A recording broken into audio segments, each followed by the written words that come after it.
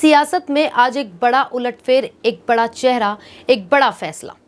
नमस्कार, आप देख रहे हैं नवचेतना टाइम्स और मैं हूं आपके साथ पायल शर्मा।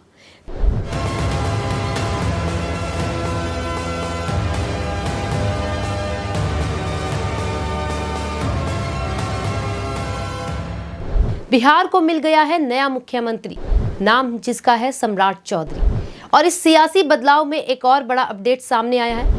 विजेंद्र प्रसाद यादव और विजेंद्र कुमार चौधरी ने भी बिहार के उप मुख्यमंत्री पद की शपथ ले ली है। यानी अब बिहार की सत्ता सिर्फ एक चेहरे तक सीमित नहीं, बल्कि एक पूरी टीम के हाथ में है, जहां अनुभव, सियासी समीकरण और संतुलन तीनों को साधने की कोशिश साफ नजर आ रही है। लेकिन सवाल ये है, क्या ये बदलाव सिर्फ चेहरा बदलने तक सीमित है या फिर बिहार की राजनीति में आने वाला एक नया तूफान? बिहार, जहां राजनीति हर दिन नया मोड़ लेती है, जहां कुर्सी सिर्फ सत्ता नहीं बल्कि समीकरणों और रणनीति का खेल होती है। और आज उसी बिहार में एक नया नाम सबसे ऊपर है, सम्राट चौधरी। सम्राट चौधरी कोई नया चेहरा नहीं, राजनीति में उनका लंबा अनुभव रहा है। छात्र राजनीति से लेकर बड़े पदों तक उन्होंने सफर तय किया है। उन्हें एक आक्रामक नेता और मजबूत रणनीतिकार के तौर पर देखा जाता है। लेकिन यहाँ एक और पहलू है जिस पर सियासत भी गर्म रहती है, उनकी शिक्षा। चुनावी हल्फनामों के मुताबिक सम्राट चौधरी ने अपनी उच्च शिक्षा तमिलनाडु के मदुरै कामराज यूनिवर्सिटी से पूरी की है, यानी उनका एकेडमिक कनेक्शन बिहार से बाहर भी जुड़ता है।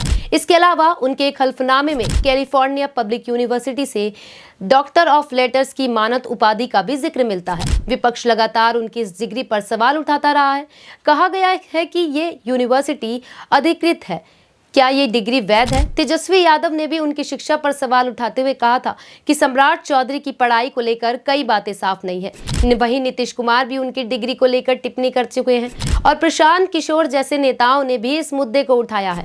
हालांकि हल्फनामों के अनुसार उनके पास डॉक्टरेट की उपाधि दर्ज है और यही वजह है कि उनके समर्थक उन्हें डॉक्टर सम्राट चौधरी भी कहते हैं। यानी एक तरफ उनके पास ग्राउंड लेवल का मजबूत राजनीतिक अनुभव है और दूसरी तरफ उनकी शिक्षा को लेकर सवाल और विवाद भी साथ साथ चलते हैं। लेकिन अब जब जिम्मेदारी पूरे बिहार की है तो असली चुनौती भी यहीं से शुरू होती है।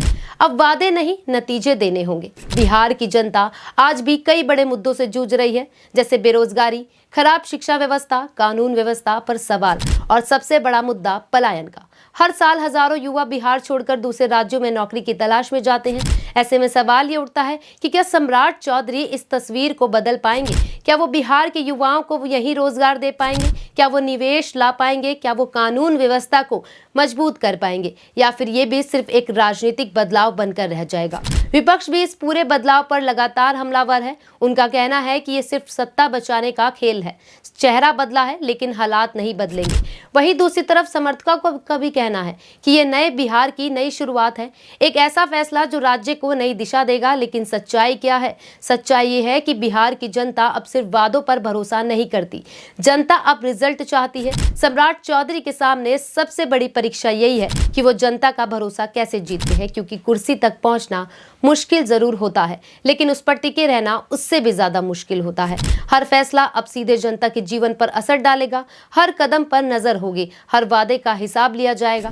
तो क्या सम्राट चौधरी बिहार के लिए सही मुख्यमंत्री साबित होंगे? क्या वो विकास की नई कहानी लिख पाएंगे या फिर ये भी एक और सियासी प्रयोग बनकर रह जाएगा? बिहार की जनता अब इंतजार नहीं, बदलाव चाहती है, क्योंकि ये सिर्फ राजनीति नहीं, ये 13 करोड़ लोगों के भविष्य का सवाल है। और इसी सवाल के साथ हम आपसे पूछते हैं, क्या बिहार सच में बदल रहा है? क्या ये सिर्फ नए चेहरे बदल रहे हैं? बने रहिए नवचेतना टाइम्स के साथ, क्योंकि हम दिखाएंगे आपको हर अपडेट, हर सच्चाई सबसे पहले।